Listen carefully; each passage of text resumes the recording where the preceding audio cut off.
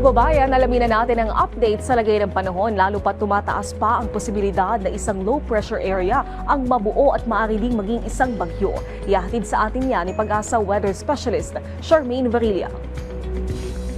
Magandang hapon, Ma'am Naomi, at sa lahat ng ating mga tagapakinig, naritong ulat sa lagay ng panahon. Shoreline pa rin nga siya naka-apekto sa may silangang bahagi ng Northern Luzon at yun yung bibigay ng mga pagulan sa may Cagayan, Isabela at Aurora. Samantalang Northeast Monsoon pa rin o hangin amihan na siya umiiral sa ibang bahagi ng Northern Luzon at nagbibigay nga yan mahihinang mga pagulan dito sa may Cordillera maging sa ibang bahagi ng Cagayan Valley. Intertropical Convergence Zone naman o ITCZ ang siya nakaka-apekto sa may katimugang bahagi ng Mindanao na siya nagpapaulan naman dito sa may Davao Region. Dito nga sa Metro Manila at narating bahagi ng ating bansa, asahan nga natin yung mga pulo-pulo at mga panandali ang mga pagulan, pagkilat at pagkulog dala ng easterlies.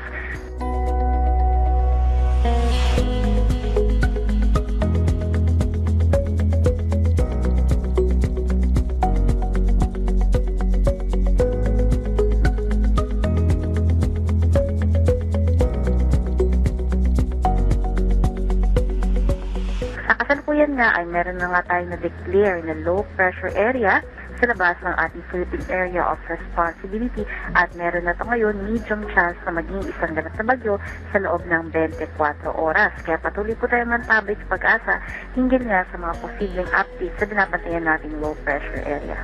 Ngayong araw, pinakamababa na temperatura na na-record natin ay dito sa may Baguio City na kung saan umabot ang 14.8 degrees Celsius, sa may Basco, Batanes, 17.2 degrees Celsius at dito naman sa may Malaybalay, Bukidnon, umabot ng 18.1 degrees Celsius. Para naman sa magiging lagay ng ating dam,